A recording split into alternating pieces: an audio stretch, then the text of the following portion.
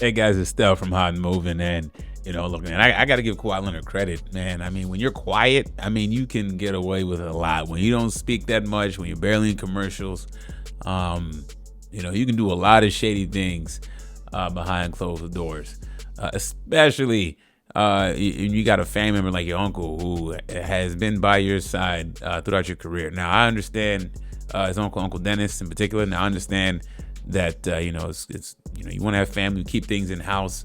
Okay, you want to build that empire internally with your fam. We understand that, but boy, man, look, ever since the Kawhi Leonard $28 million endorsement for him not to do anything for aspiration, which Steve Ballmer funded as well, or at least made some investments in, to a tune of $50 million. All this smoke started coming out, man, and the league now is using lawyers that they've investigated Robert Sarver, the former Phoenix Suns owner, and of course Donald Sterling, the previous Clippers owner, before Steve Ballmer came in after that whole scandal. And now everybody is going through revisionist history. And based off of this, man, it's just, I don't see how Kawhi Leonard survives this separately from Steve Ballmer. I don't know how. I mean, Steve Ballmer can always play the plausible deniability angle. Okay, so he immediately started distancing himself from Kawhi Leonard, saying that he introduced him to aspiration, and then after that, he's like, I introduced him and I don't know the deals. Okay, fine. You want to keep your head in the sand? Fine. We will go with that story until proven otherwise, though, man. Yeah, man. I mean, look, when it was always thought it was weird how Kawhi Leonard ended up in Toronto. And more in particular, just kind of the whole I don't want to play, my thigh, all this stuff, and then a year later he's good to go. No complaints about his thigh. No complaints about anything. I get it. He goes on to win a championship. That's all fine. But I mean, if it was that bad, you sat out that year. What made it better, right? What medical treatment you got that year to when you got traded? Now all of a sudden you're playing, you're hooping, right? I feel like, well, let's get into this real quick though, man. Look, man, just some reporting is that basically, so this is from Arthur, I guess, that did a reporting on Kawhi Leonard and what happened in Toronto. But it said that in particular, Robertson, who's Uncle Dennis Robertson, asked for ownership stake in outside companies, not just the lease, which he seemed to believe was separate, but with other companies whom MLSE had a relationship with. And too, the Raptors were told they needed to match at least $10 million per year in extra sponsorship income. Teams are allowed to introduce players to team sponsors. Teams cannot negotiate deals. MLSE was aware of that fact, but it didn't end there, as one source put it. When told about all the corporate sponsors Toronto who would be happy to have Leonard as a pitchman, his camp said, "We don't want to do anything." Raptors representatives said any sponsors would want to shoot ads or arrange appearances. Robertson reiterated Leonard didn't want to do anything for the money.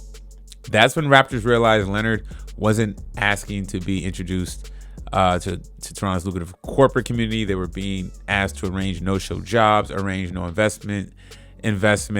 Neither Robinson or Leonard's agent, Mitch Frank, responded to a request for comment. This is bad. I mean, this is very, very bad, man.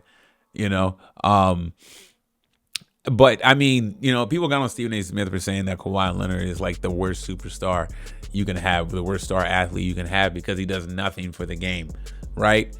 And nothing for the game nor the team, right? And it sounded harsh, but and people can get on Stephen A. Smith for being loud about that, and just because of his antics and how he delivers it. But he wasn't wrong. As great as a player Kawhi Leonard is, you would think that he would maximize his earning potential with more visibility and more commercials, more local corporate events, corporate sponsors, stuff like that.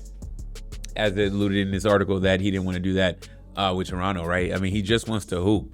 It's weird that you just want to hoop, yet your uncle is out there meddling around, casting a dark shadow behind the scenes about you, trying to make businesses, right? Trying to do deals that, you don't have to do anything, right? I mean, it just seems that, It seems like when it's off the court for sponsors and stuff, a very lazy approach. Very lazy, doesn't want to do anything, right? And the NBA is going to most likely revisit this situation, review it again with the Raptors, and find out, and then see what aligns with what was going on with the Clippers with this $20 million deal. It seemed like what he got with the Clippers is exactly what he wanted to get in Toronto, but Toronto didn't budge. Toronto didn't budge. The sponsors, the corporate companies around that area didn't budge, and here we are, right? Very unfortunate for Kawhi Leonard. I don't feel bad for him, right? I mean, at this point, we're gonna wait until there's concrete evidence of salary cap circumvention. But I mean, you talk about ending the back nine of your career like this. It's just his legacy is forever stained. Will he be a Hall of Famer? Yeah, sure, okay. Does this affect what he did on the court?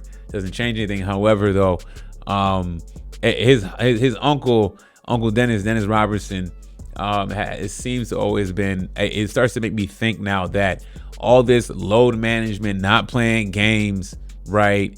Who knows how much Uncle Dennis dictated behind the scenes for players being on the team, not bringing players back, a la Paul George, not paying him. Who knows? I mean, I get this clip, but at this point, we don't know the reach that Mr. Dennis has had throughout Kawhi Leonard's career behind the scenes. Kawhi doesn't speak, but clearly, he's quiet. He presents a very quiet storefront and everything. But then you seeing these stories of Mr. Dennis, running rampant behind the scenes, wheeling and dealing and trying to scheme the NBA and trying to maximize every opportunity with doing less. You don't play enough games, okay? Then you want to do the bare minimum, if nothing at all, for sponsorship deals. It's not good. You know what I'm saying? And the fact that how we ended up in the Clippers, I thought it was a very odd situation.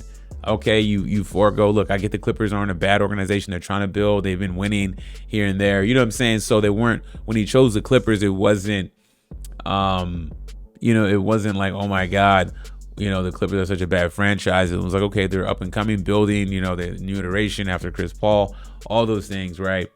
And then, when he didn't want to choose LA. Interesting. Okay, fine. LA, bigger market, but it seemed like the Lakers, who knows, didn't want to do dealings with Uncle Dennis. Man, the more that comes out about this, this is tarnishing Kawhi Leonard's image. So much for being quiet, thinking that he's just a quiet guy, and behind the scenes, him and his uncle, scheming around the NBA, trying to squeeze every dollar. I get it. You only have but so much time to play in the league, but I mean, he's made a lot of money in the league, though. You know what I'm saying? And it's just like, damn.